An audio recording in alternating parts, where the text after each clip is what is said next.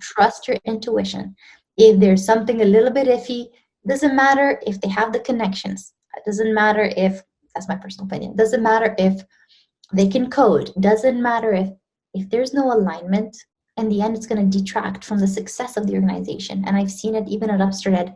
We had some people come and go, and it just wasn't a good fit, and you have to be okay with it being a process and it taking time. Hey everyone, welcome back to part 2 of our interview with the amazing Diana Baranga, who's the CEO of the non-for-profit UpstartED.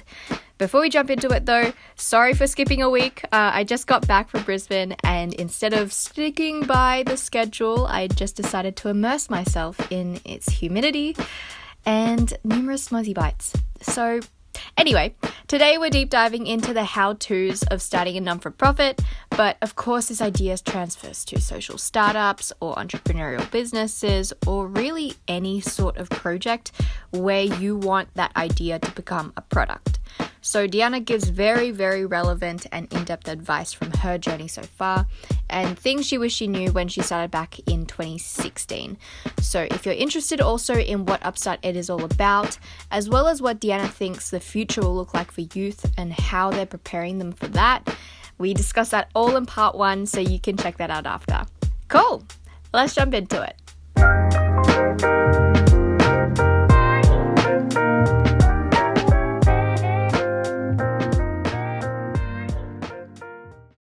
My goal was never to become an entrepreneur or to launch a nonprofit. At the start, my goal was just to create an event that brought value to my community. And then it kind of snowballed. I'm glad that it did. Yeah. I think I could have, looking back, had been maybe more intentional and really asked myself from day one is, if this is the kind of impact that I want to make, how can I make sure this impact is sustainable? Mm-hmm. I think it works two ways though, don't you think? It's thinking too much also would startle you and sort of maybe keep you stuck. I feel like it was perfect in your situation, because maybe it would have led to overthinking and being like, what sort of change do I want to make from day one? It is overwhelming. Absolutely. And, I have a lot of young people come up to me and say, Gianna, I want to be an entrepreneur, but I have no ideas. And then they are afraid to even kind of pursue entrepreneurship or just start a project because they feel they have no ideas, and you kind of get stuck in this no idea land. And so I'm really grateful that at the start of my journey, it wasn't about finding the idea. I identified the problem, and I really fell in love with the problem. Going back to the first part of this podcast about design thinking, I think that's the secret. It's, don't find the idea that you love, because the idea, it will change, the solution will evolve. It's your responsibility to evolve that solution. But that problem, that's what's going to keep you up at night. That's what's going to get you through the hard times. So find something you're really passionate about, and that problem can come from anywhere. Maybe it doesn't come, but having gone through it, I now understand it's like scratch your own itch. What is something that you wish had existed when you were younger, or you wish something that exists today? That's a really good starting point. For people who do want to start non-for-profits or just want to start, a startup. And so there are a lot more steps than we think, for sure, especially if we don't know anything about it.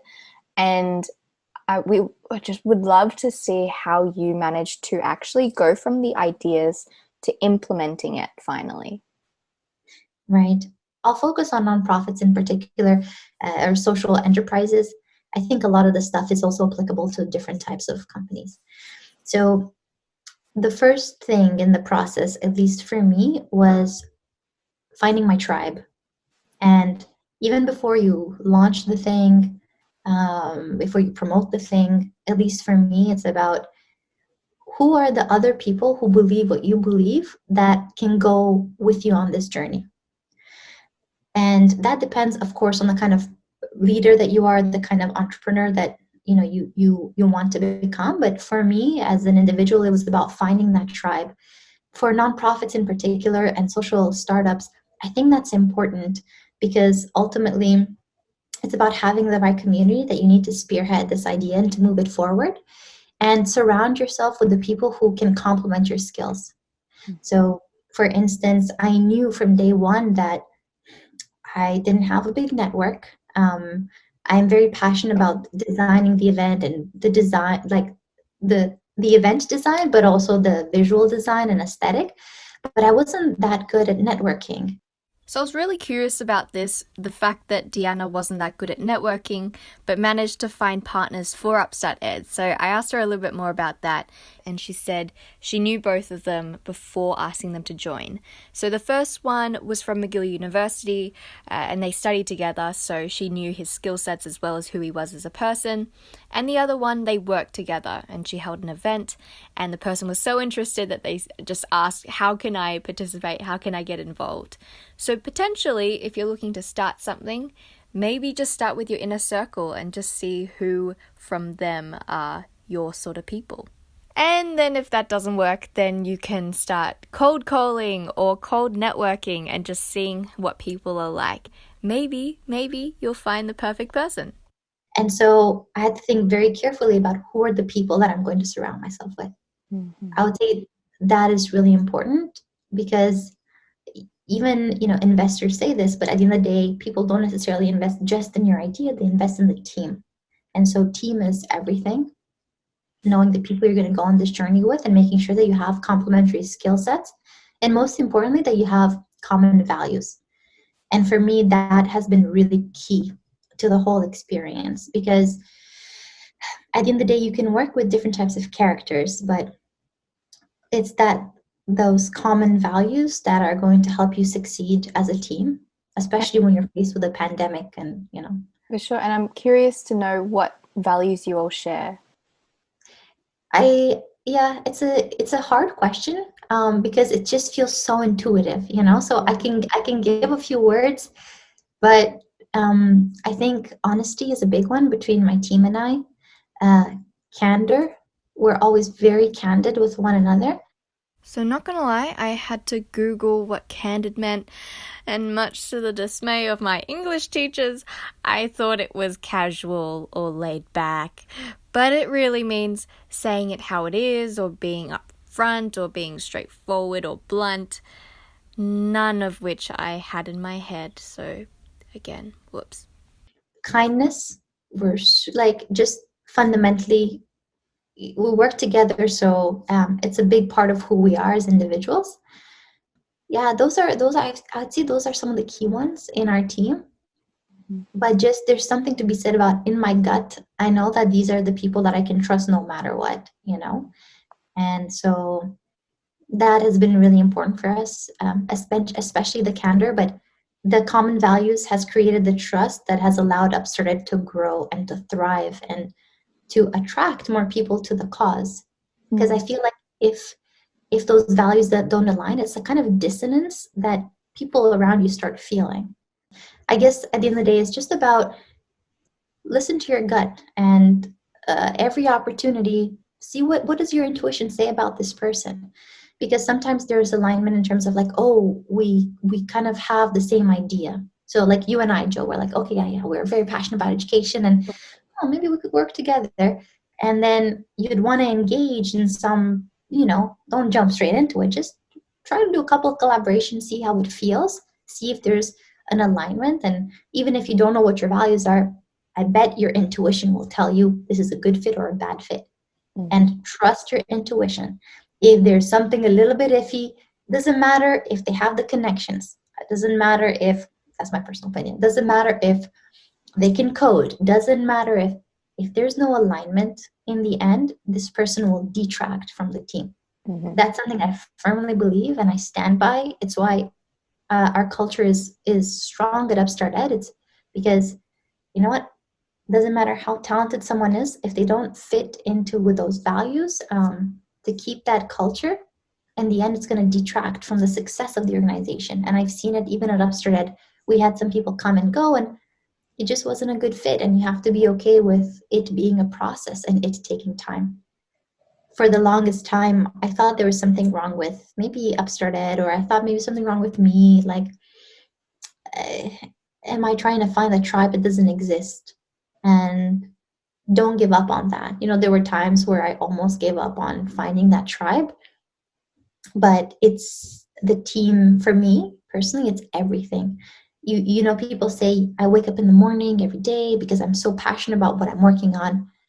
And I used to say that up until the pandemic hit, because I personally experienced a few months of just pure depression. I didn't know how UpstartED was going to survive.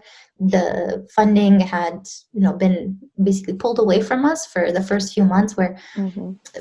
it happened everywhere. And I knew I had to get back into work and find a solution that serves teachers, serves students, make sure my team can still, make a living. And in that time, when I couldn't look to educators to inspire me, I couldn't connect with students to get inspired, because you know what, like, it's just everything fell apart. In that moment, it was the team. So I woke up every single day because I wanted to continue working with these people. And so that would be, not necessarily a mistake, but the biggest life lesson I've taken from this UpstartED experience.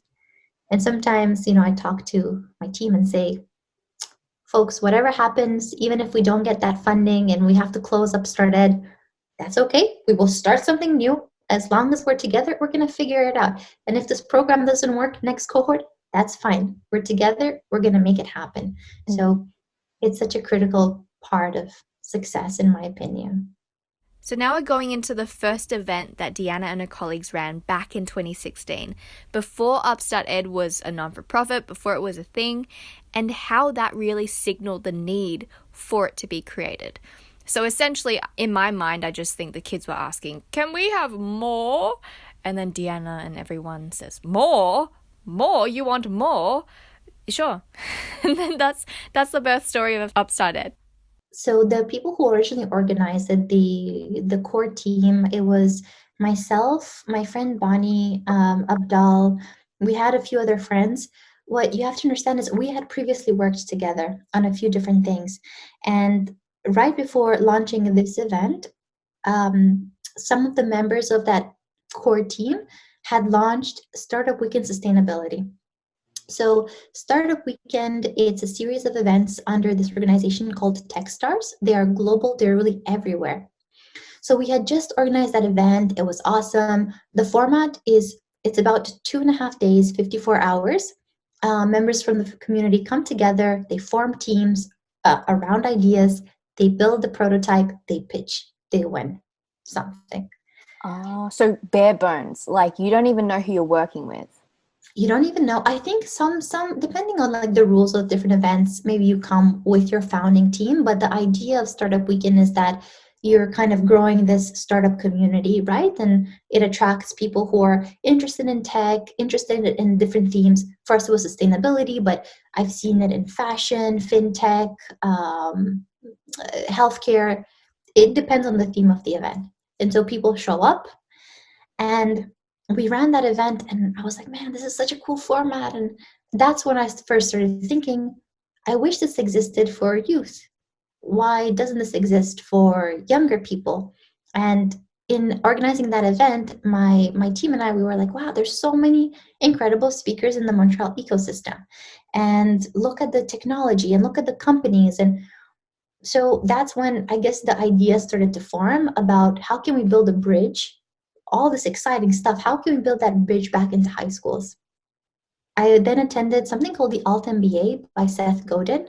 Ah, right. Yeah, I've done a course by Seth, but different, the bootstrapping one. Yeah. Yeah, phenomenal. I loved, and I did that at the start of 2016. And it was 1 month of reflection and thinking about impact. And so that's where the idea of replicating the Startup Weekend format started forming. And so I approached my friends, and I was like, guys and girls, we have to put this together, and, like, let's do this team. And so for that very first event, when we built it for youth in November, it was very similar to the Startup Weekend model, but we worked with a teacher at the time to help us adapt to make sure that the journey was educational as opposed to just being about pitching. So we incorporated workshops on design thinking, we incorporated workshops on the business model canvas, and we leveraged our community, posting in Facebook groups and asking people if they wanted to come speak. And that's really how it started. And it was a lot of, boots on the ground. Let's try sending a bunch of cold emails to these companies and asking for a little bit of sponsorship to cover like the goodie bags. And let's see if we can get the kids to show up. And somehow we got, 40 students to show That's up a at the lot. event. Oh my That's gosh. a lot. It's a lot. 40 students from, I think, 16 high schools Wow. to work with us for 2.5 days. And then we had about half of them say they wanted another event. And 25% of those students became student ambassadors for year 2, where we developed a conference. So it's really the reason we even created the nonprofit is because the students came up to us saying, we need more. Like, we want more of this. So this is something that comes to Deanna later in the episode, but I think it's so important that I'm just going to edit it right in here, which is the idea of prototyping and making sure that whatever product you have in your head, that it's actually going to be something that people want. And so Deanna gives us 3 key things to factor in to create a successful idea or a product. Also, don't mind the references of dog toys. It might seem a little bit strange right now, but you'll find out why soon enough. There's something listeners should take away. It's the concept of desirability, feasibility, and viability. So this is the kind of the trifecta when it comes to project building. And so in this case with the dog toys, the very first thing you want to validate is this idea desirable. So it's not about figuring out the business model from day one. It's not about, kind of overcomplicating the idea. It's, do people really want this? Do people even want toy dogs? Like, maybe they want, cow toys, or they want toys of, I don't know, fish or flowers. Or so you're really trying to, the purpose of your first event or first thing should be to validate if your hypothesis, which is children want toy dogs, is correct. Because if you validate that, then the next step would be, is it feasible? Meaning, do we have the capacity to build an event that meets that need? And then the last part would be viability, which means, can we finance this project? So is it desirable? Do people really want this? Or is it just all in my head that dog toys are cool? Toy dogs are cool. Sorry. No, it's entertaining. So do people really want these toys? Is there a need? Do children really need these toys? Yes. Great. What kind of context, event, product, service can we offer given our limited resources and budget? Check. And then finally, we want to scale this. How do we make this viable? Where will financing come from to make it sustainable? So during UpstartED, in that event, you're already thinking, is it viable? Is it all of that? Is it desirable for your clients or your future investors potentially? So did you have that idea coming in, and so therefore the event was a pilot to see that? Or were you already considering that before you made that event as well? I think, not lucky in that sense. I didn't really know about desirability, feasibility, viability. It's an actual concept. Now they're also incorporating sustainability, but it makes so much sense. We came into it. It wasn't that small of an event. It was very involved, but it was a great prototype because it showed us, oh, there's a need for this. Okay. Could we do this again? Yes. Okay, so it's feasible. Awesome. And then it became, how can we make this viable? How can we get the financing needed? And that's why design thinking is important, because design thinking starts with the assumption that you need to identify, how do you best solve that problem? Does that problem exist? If it does, how do you solve it? So is it desirable? Do people want these toys? Maybe. Yeah. And so creating that event, piloting it, see if people actually want it. If not, going back to the drawing board and just creating potentially a new idea or discovering a new need, actually, because something I didn't mention is, we ran the full event, but there are other things you can do. And this is where prototyping is so interesting, because you should definitely go just have some interviews. Ask people, do you want these toys? Maybe they'll tell you no, so you don't have to go through the process of building an event. You could literally put something, make it out of paper, and just do a visual prototype and say, hey, you know what if we came and we did something that looks kind of like this. Without much further ado, I give you the Derek Zoolander Center for Kids Who Can't Read Good.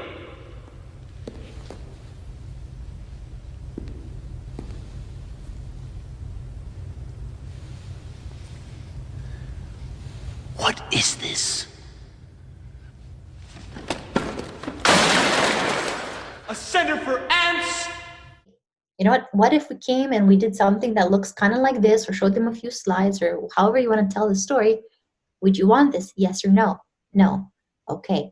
So I would say, even before you test your prototype, make sure to engage in conversations. Make sure to see if there's an interest, because the dangers that I've seen, or it's a bit dangerous when you spend so much time planning something, just assuming that it's going to be valuable, and then nobody shows up or nobody uses it, or so just be comfortable in having those interviews, having those conversations. And there are smaller ways to prototype, even a Google form. Like nowadays, before we launch new programs, we have this habit of asking people for feedback. What are your needs? What don't you have? So it would be like, do you feel, you can ask parents, do you feel your children are lacking toys? If so, is that a financial problem? Or, where do they interact with toys on a daily basis?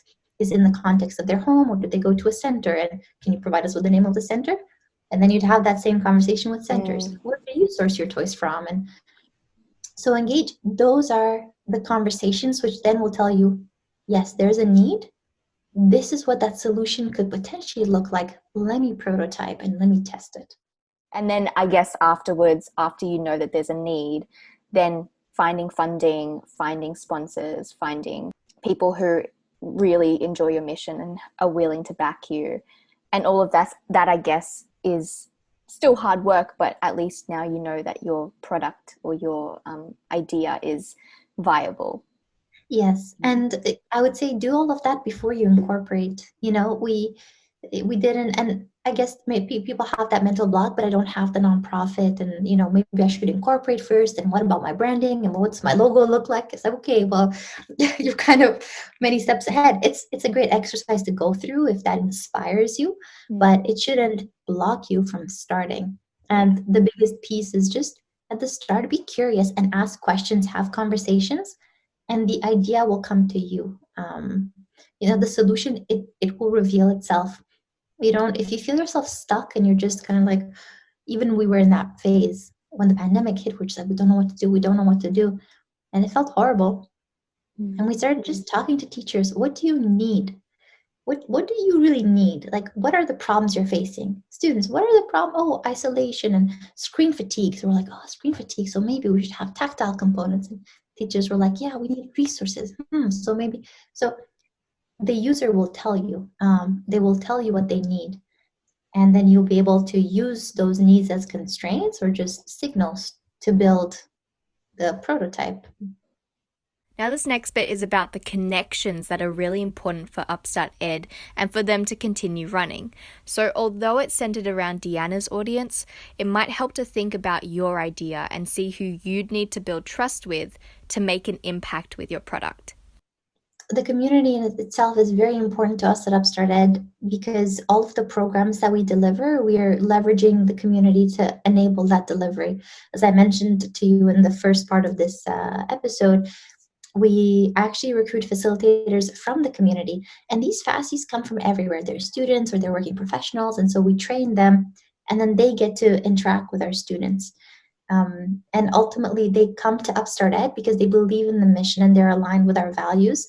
And so they learn by giving back, through giving back and connecting with these young people. So it's so important for us to build that trust with the community, because ultimately we wouldn't be able to do what we do if it was just, the seven of us that currently, the seven of us employed by UpstartED. It's about building that trust within the community. Another piece, critical, is trust with teachers. Because what people have to understand is that teachers open up their classrooms and welcome us in. But even that has been a journey that's taken years. And I get it.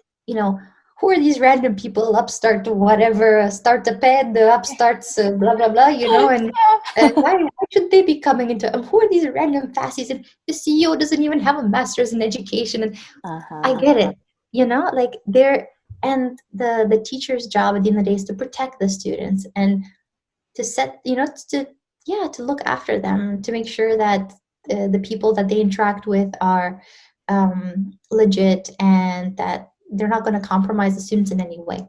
How did And you so, manage to develop that then? When was the first teacher to UpstartED relationship formed? in 2016, and this is Oh, where okay. it's been a journey, and why nonprofit for us at our age has been challenging is looking back, it's like we missed a lot of the building blocks. We missed having a lot of experience in education. We didn't necessarily have a network of educators to start off with. We didn't have corporate connections. We didn't understand how grants work. We knew nothing. And we still, well, we figured it out thanks to the team. Going back to where you should start, the team made it happen. And the teachers, the very first teachers who came on board were actually teachers of like Abdal and the people who were like involved in the first event. So it was about like, oh hey, Mrs. XYZ, remember me? Do you want to share this with your students? And we really leveraged that trust, the existing trust, and in that way kind of new relationships bloomed, and other teachers took a chance. They opened up their classrooms. We did 1, 2, 3 things, and eventually they said like, okay, yeah, you know what, you're bringing value, we want to see you come back. And by earning that trust, now we have some amazing champions who've seen us grow, who've seen our curriculum develop, and who are now supporting us as we expand in Canada. So Right. teachers are everything, and we need their support, because ultimately we're serving their students and we're serving them. So we needed their trust. So to summarize, it's really important to establish that trust between you and your audience, and also to respect that ongoing trust to make a true impact. And so some really helpful questions are, who is your audience? Who do you want to serve? And then to find people within your immediate network or your close network who are the easiest people to actually get on board your idea. And now we're going to jump into the logistics of non-for-profits, so the legal stuff and the funding. You do have certain responsibilities, legal responsibilities, financial responsibilities when you apply to become a nonprofit. So I would just say to anyone that, if you're going to commit to incorporating your idea, just make sure to do the research, look it up online, listen to a video. If you can, go to a free legal clinic and understand what are the implications. So I just quickly Googled the ones in Melbourne, and there seems to be quite a few. So the one in front of me is Justice Connect, and it says they have a not-for-profit law service, which is pretty cool. So if you're ever a bit paranoid and you don't want to be a lawbreaker, then yeah, there are so many services for you. Because we could have continued operating just as a community group, but ultimately we knew we had to fundraise more. And we wanted to also have the legal protection, because, when you're organizing something yourself, it's your name. But if you have an organization, that also provides more protection from a liability standpoint. And it's really tough as a nonprofit in Canada specifically, because here you have nonprofits and then you have charities. And so charities, when you have a charity status, you can fundraise a lot more in terms of substantial sums. Nonprofits, you can raise some money, but not as much as a charity, just because you're not going to give a tax receipt to the person that's giving you the donation, right? Mm-hmm.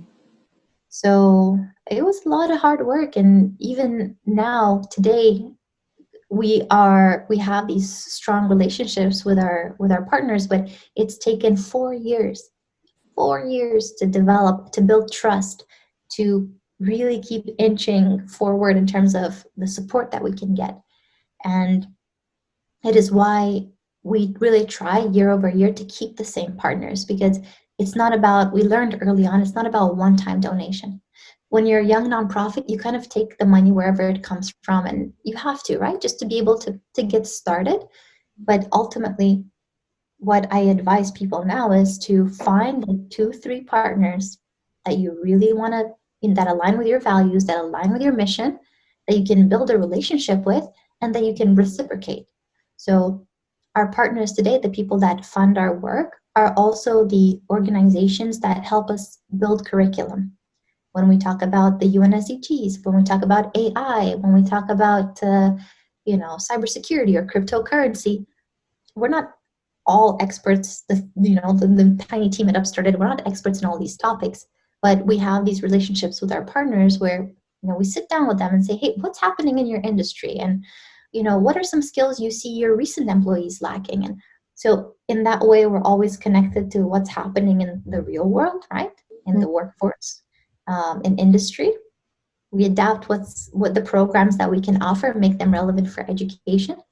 And in that way, I think it's a two-way street in terms of value. And we have our partners engaging as facilitators and speakers. So it's more than just money. Obviously, the finances piece is the biggest one. It's just, I think UpstartED has become sustainable because we've been thinking about that two-way value as opposed to just asking for donations for the sake of donations. And now we're going to quickly cover the idea of mentoring, which I think is so, so valuable. I finally started learning a little bit through a mentor. So that would be, I would say, a concrete piece of advice is try to find someone who has maybe 2 or 3 years of additional experience.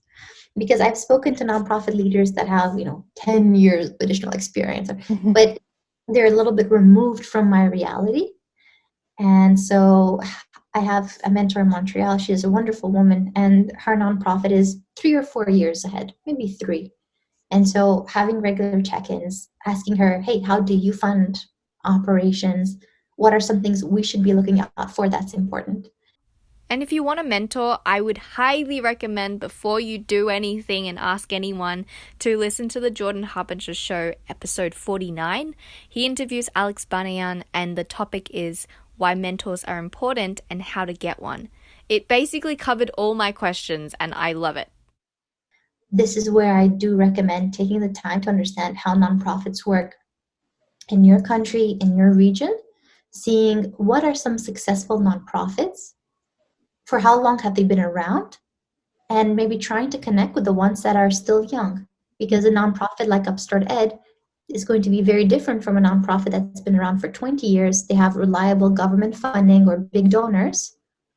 We have to be like, young, scrappy, and hungry and just figure it out. It's a different kind of muscle that we had to build. For sure. And if there's a mistake that you've made in the past or something that you just wouldn't want to repeat again that you've learnt since doing it, is there anything that you can share? Honestly, I wouldn't say so, because I love making a mistake. Well, I don't love making mistakes. Mistakes hurt. But every single mistake I've made, I have had such a valuable lesson from it. And I think maybe that's the key, is accepting to learn from those mistakes. And so for those people who are struggling, who are in the process of a non-for-profit, or who are daunted by the idea, they want to start it, but there's just a lot of resistance, what would you, key Diana advice that you would just say to them? Do one thing, something small, something that doesn't take too many resources to put together. Just do the one thing for your stakeholder. Even before you incorporate, put something out in the world and see if it's valuable. If it is valuable, you're onto something, so you should put more time and effort towards it. If you don't hear back from people saying, I want more, that's okay. Go back to the drawing board, try something else, something small, put it out there. From day one, we didn't come into this saying, we want to have served thousands of kids with this kind of program. We just ran an event and we prototyped. So that would be my advice. Start with something small, prototype it, see if there's value. If there is, then commit to it and see how you can scale that impact. Hope you're enjoying the episode so far. So now we're talking about the board of directors, which is very important for non-for-profits. Board of directors, and they are different from your sponsors. They're different from the people that you've talked about in this episode. Who are they? Are they just a mysterious person that's just been like, listen to me, bitch? No. I mean, traditionally, I knew nothing about boards of directors before UpstartED, and it's been a journey. And this is why I said really understanding the responsibilities of that nonprofit legal entity. The board of directors is a big responsibility. It's a recent one that we've engaged in here at UpstartED. The board has the kind of a fiduciary responsibility to make sure that the organization persists, that we keep meeting our mission. And so they have the power to fire me. And at the end of the day, if I'm no longer the best person to serve UpstartED, even though I had the idea from day one, if they believe I'm not the best person to lead this organization, they could always make a case to have me step down. And are they employed by UpstartED, or are they separate from UpstartED? So they are not technically employed.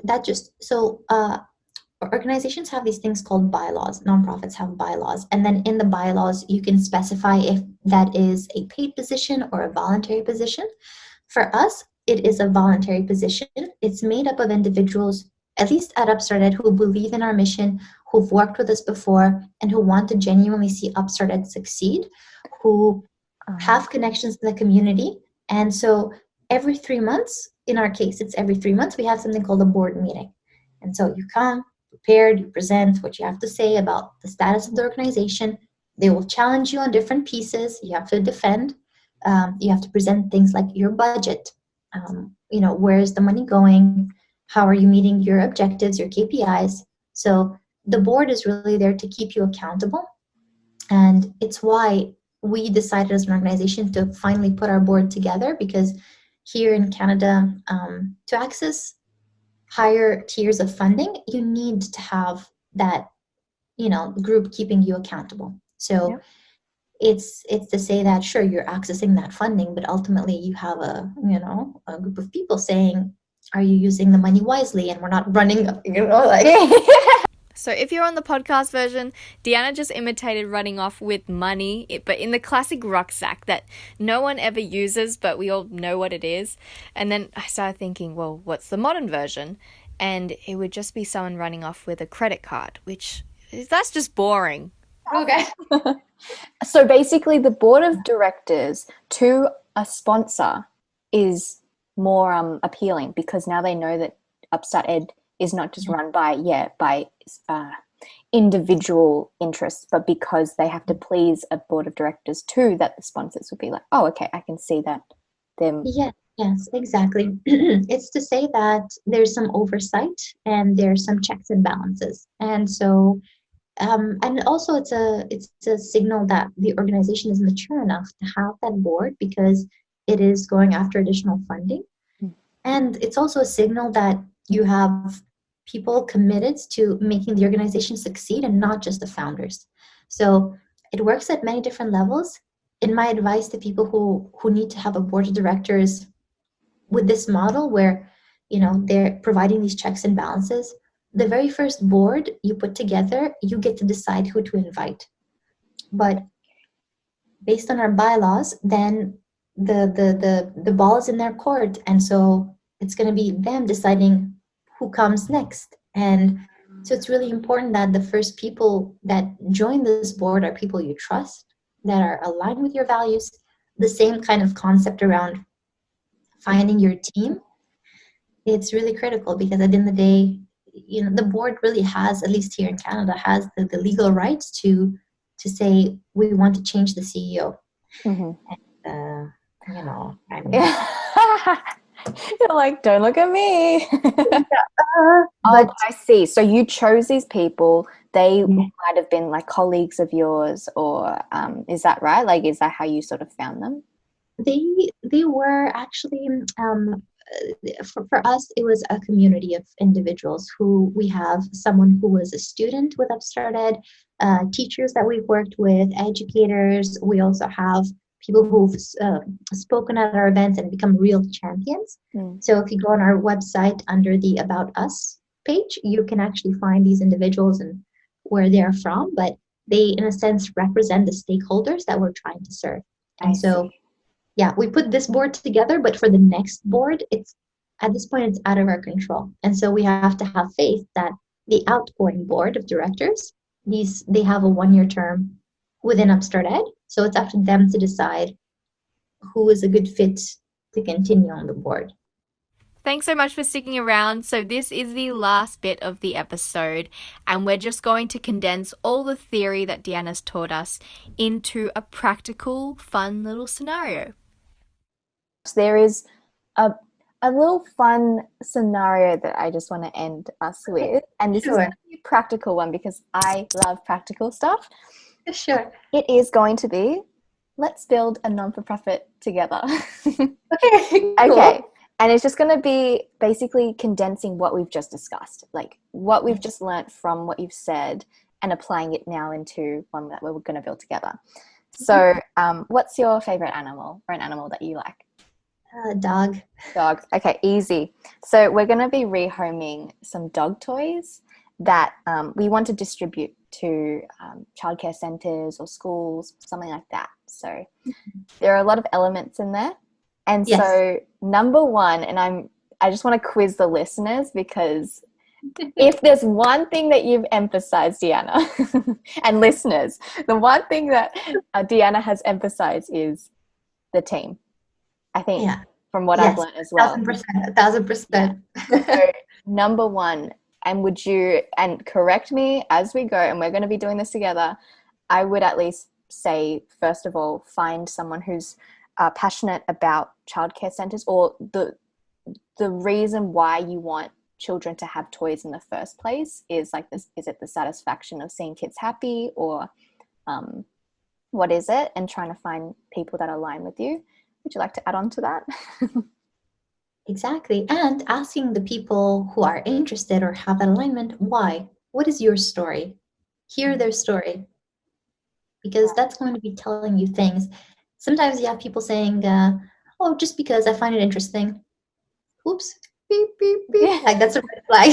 So there we go. But keep looking, yes. But, hear that story. Find out what's their personal why. Very interesting. Yeah. So let's say that you've gone through interviews. It's taken a long time. As you were saying, they might have considered to drop out at any point. Like, I can't find my tribe, but they managed to. They found a few people who are interested in the mission that they want to achieve. So now that they've found their team, they have no funding. I would say hypothetically, they might not have too much money. I remember you saying that you had invested your savings into there. In 2018, but at the beginning we had zero. Okay. Yeah. So let's just say, they basically need to live and survive. So they're going to keep their money for themselves, at least in the start. Mm-hmm. Number one step now to having since founded a team, what would the next step be? Create something that doesn't require crazy costs, and just put something out in the world. Like for us, that event that we did, the budget was maybe $500.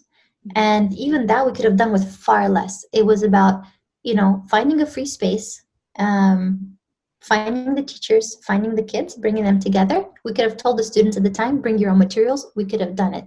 So figure out what you want that MVP, that prototype to be. So MVP, like what we just discussed the last episode, is the minimum viable product. So it's a product with the least amount of costs and the least functions that can still help the people that you want to help, which is basically perfect for prototyping and to have a solid foundation before you work your way up. And try to do it with as little budget as possible, because the whole point is just to test that idea. Right. So in the context of this, if we're rehoming dog toys, They came up in my mind like one day, and I just thought, this is a good idea. Rehoming dog toys. And so you've planned, okay, I want to collect, maybe the event will be, I'll have a pile of dog toys that we've collected from people who have kindly donated, for example. Maybe we're aiming it at the children, potentially.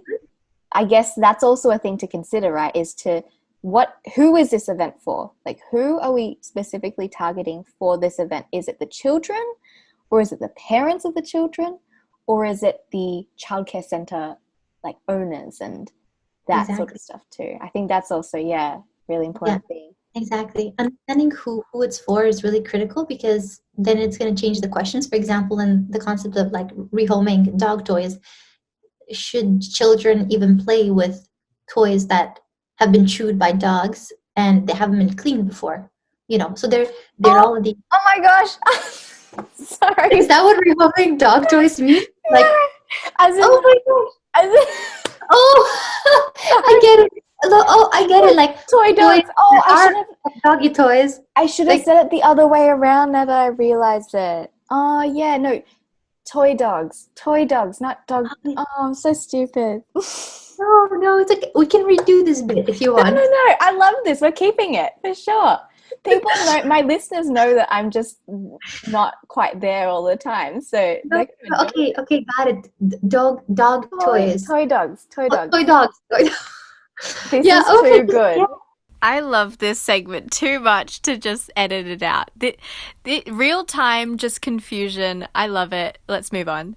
But let's say toy dogs, then that would be great to see who it's aimed at and understand what is the best distribution. But ultimately, if it's just about getting those toys into the hands of children, is really asking, maybe starting with a shelter, or identify what's the focal point. So for us, for students, it was through schools and teachers. We considered parents, but it's just harder to reach parents. So we were like, what's the lowest hanging fruit? And so we went through schools and teachers, although that was hard too. So that should be part of the reflection. So this next bit you've already heard before because I put it in earlier, but because it's so important, I'm just going to leave it in here. It's a bit dangerous when you spend so much time planning something, just assuming that it's going to be valuable, and then nobody shows up or nobody uses it, or, so just be comfortable in having those interviews, having those conversations. And there are smaller ways to prototype, even a Google form. Like nowadays, before we launch new programs, we have this habit of asking people for feedback. What are your needs? What don't you have? So engage. Those are the conversations which then will tell you, yes, there's a need. This is what that solution could potentially look like. Let me prototype and let me test it. So the user will tell you. They will tell you what they need. And then you'll be able to use those needs as constraints or just signals to build the prototype, the product, service, whatnot. Yeah, incredible. Again, a huge thank you for jumping on 2 episodes as well. That's just really, I'm really super grateful. And so with UpstartED and with you, if you want to share your details as well, where can people find your work? Yes, thank you. And thank you for the opportunity. I love talking about this, and the story is always changing and evolving, and it's such a privilege to get to share it. So thank you so much, Joe. In terms of where to find us, we are on LinkedIn, Facebook, Instagram, but the Instagram page isn't that great because we don't have a full-time marketing person, startup challenges. But we're on LinkedIn. Find us on our website, upstarted.org. And you can find me on LinkedIn as well. Feel free to reach out for a conversation, for a virtual coffee. I'd be glad to connect.